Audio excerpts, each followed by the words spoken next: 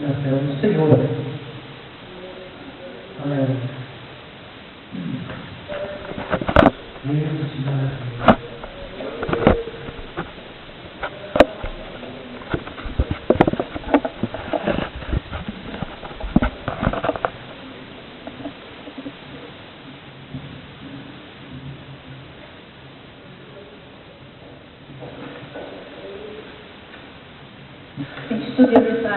Nós te glorificamos, nós te exaltamos, Senhor Jesus, por tudo aquilo que o Senhor já falou no nosso coração.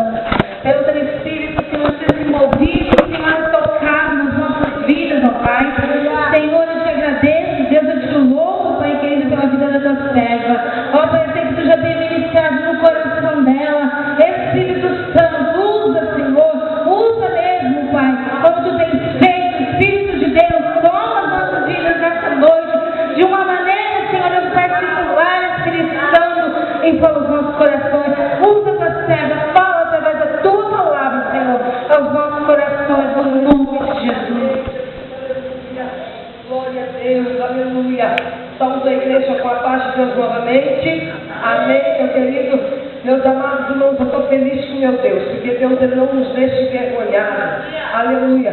Glória a Deus. Vamos abrir as nossas Bíblias em Lucas, capítulo de número 22. Aleluia.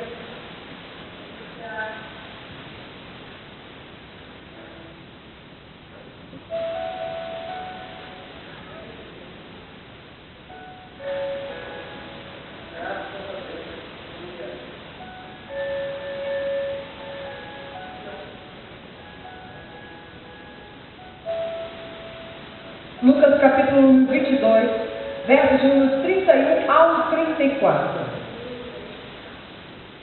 Aleluia. Diz assim a palavra do Senhor. Simão, eis que Satanás vos reclamou para vos peneirar como trigo. Eu, porém, roguei por ti, para que a tua fé não desfaleça. Tu, pois, quando te converteres, fortaleza os teus irmãos. Ele, porém, respondeu: Senhor, estou pronto a ir contigo, tanto para a prisão como para a morte. Mas Jesus lhe disse: Afirmo-te, Pedro, que hoje 3 vezes negarás, e que me conhece, 3 vezes negarás que me conhece, antes que o galo cante. Amém, irmãos? Glória a Deus. Irmão, fique sentado em espírito de oração nesta noite e fala: Senhor, fala comigo. Porque, irmãos, a Célia, ela foi lá, preparou uma ideia que ela lá conversando, eu me arrumando, trocando, e eu não percebi qual é o louvor que ela ia trazer para a igreja nessa noite. Mas, meus amados, o louvor, ele fecha, ele confirma a pregação dessa noite. Ou, como quando diz aqui, Senhor, reaviva